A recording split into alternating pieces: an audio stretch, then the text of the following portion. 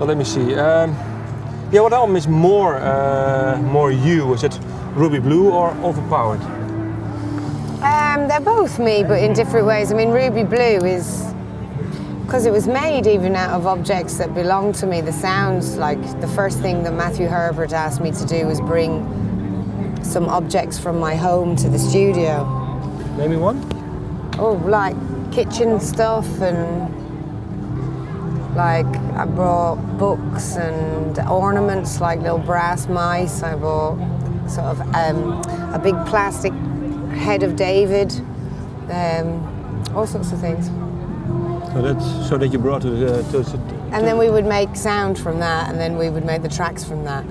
And also because Ruby Blue was very sort of a very intimate environment to make a record, just me and Matthew making all the sounds and messing about and really being very experimental.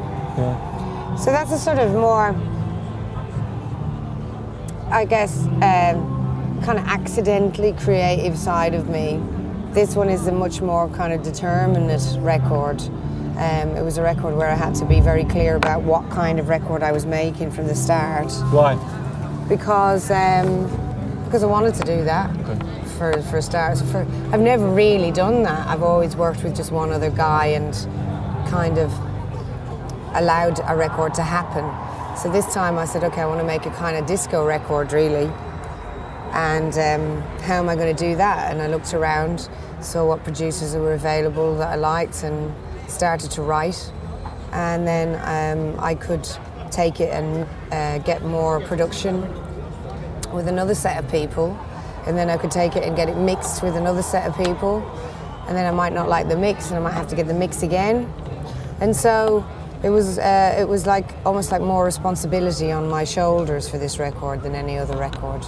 So in that sense, it's more of a Róisín record, because I had to be very determinate about what kind of record I wanted to make. But was it hard to stay focused? Or was it really easy for you? I found it quite easy. I mean, there's not, once I get kicked into making a record, everything else in my life kind of just fades away a little bit. Okay, that's good. I read in an interview, you said that Grace Jones was a big example. And that you saw her at a gig and that she really inspired you. Yes, yeah. What gig was it? I saw Grace Jones play in Venice, actually. No, not Venice. Florence. I went to Florence for the weekend with a friend, and she happened to be playing there, and we got invited, and we briefly met her. She sort of... But how come you got invited by her? Because, you know, Italian men, they like to chat up the ladies, so... It was just me and my friend, my girlfriend, so these guys asked us to come down, who were the promoters of the show. So we went down, it was fantastic.